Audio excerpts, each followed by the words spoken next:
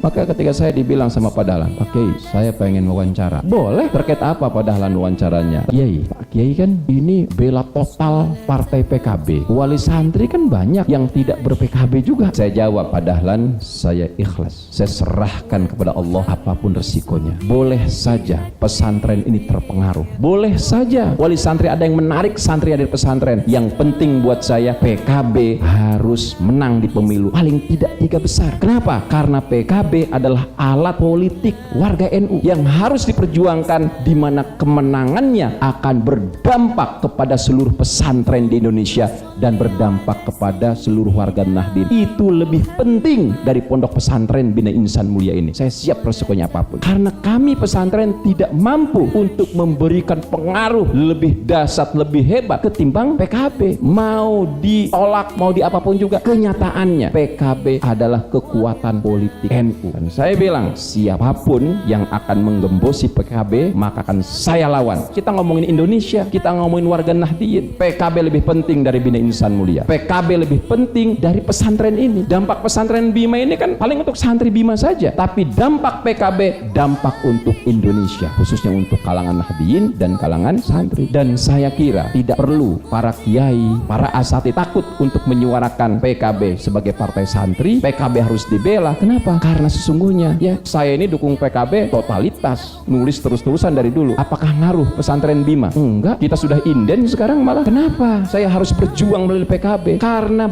NU ini mayoritas, nah konon 90 juta, tetapi kita belum bisa memenangkan pemilu. Partai kita kecil, partai santri ini baru 11%. Coba kalau NU itu 20% suaranya di parlemen, kita menjadi partai yang kuat. Menteri kita banyak, menteri santri, dampaknya akan luar biasa ya, buat dunia pesantren, buat santri, buat komunitas Nahdien. Jadi saya nggak takut ya, saya akan tetap lawan siapapun yang pengen menggembosi PKB, karena saya sadar yang memperjuangkan pesantren selama ini partai yang totalitas memperjuangkan pesantren, yaitu PKB. Inisiatornya PKB, yang lain ikut-ikutan saja ya, bahkan ada juga yang sering menolak. Dan kenapa saya perjuangan? Karena mayoritas dewannya juga santri.